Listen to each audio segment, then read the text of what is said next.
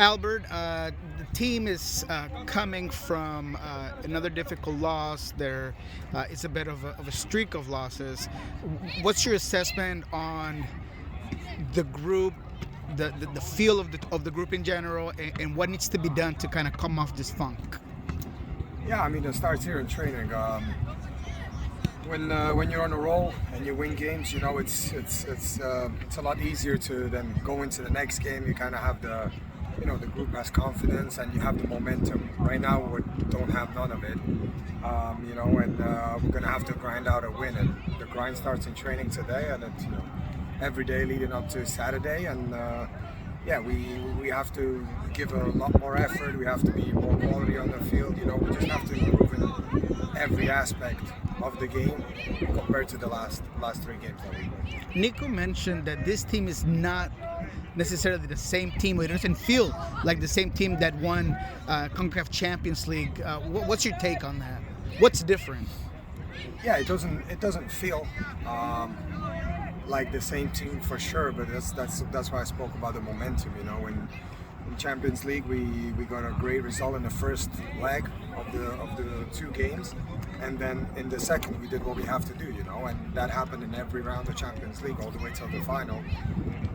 Whereas right now we have a little slump in the league, and it's tough losses, 1-0s here and there, so the games are close, but we're always on the wrong side of the results. So we have to change, players. We have to change our approach to the game coming in the next game against Colorado, and it doesn't feel like the CONCACAF Champions League team, but it is that team. It's the same team. So we know we have it in us. We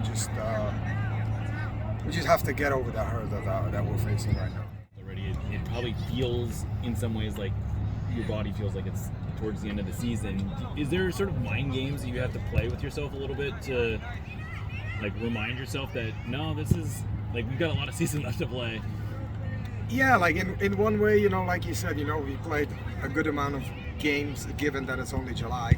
On the other side, we are aware of the fact that we're a little bit past the halfway of the season, so there's a lot more games for us to win and a lot more points that we can take and move up in the standings and all that. But we don't want to kind of look too far ahead. Like that mentality we had Champions League, one game at a time. I think that's what we need to approach right now. It's one game at a time. It's Colorado this Saturday, and then it's LAFC on Friday. And don't keep saying, oh, there's plenty of games, because the games will come fast, and then there'll be no games. And then it's tough to try get 12 points with 3 games remaining. Impossible. So we have to start doing it now. And that's what I say. It's the most important game right now is the Saturday one. And then we can build on that result and the performance and all that. Then we can start talking about the game after. You've been on teams that presumably have been in bad runs before. Some of them have come out of it, some of them haven't. Is there something that you can look at as an element of the team that you can say well, this is how it felt with a team that didn't come out of it, and this is how it felt with a team that did come out? I don't think there's a solution for every team. I think it's different. But honestly, it's such a small detail, such a small things that will make you win the game 1-0 instead of losing it 1-0 like we lost the last two. So it's the little details that we have to get right in the games, and not giving the ball away too sloppy, and taking care of the ball so we're not facing counterattack, set pieces, throw-ins. It's honestly the little stuff that will make the difference in terms of the results. So I don't think we're far off, but we're definitely not there.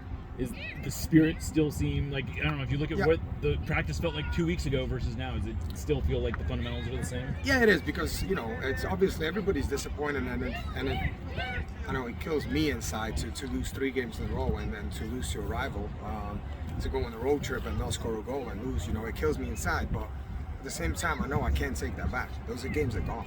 We can be all moody and everybody can be sad and grumpy, but we're not going to change the result we had in Chicago. That's not coming back. So we can only look in front of us. That's the reality. Sometimes the short-term memory is the best thing to have as an athlete. So the way I'm looking at it is what's in front of us, and that's the next game on Saturday. Changing subject a little bit, what have you made of Danny's play the last couple of games? I think it's been great. I think he deserved a the start.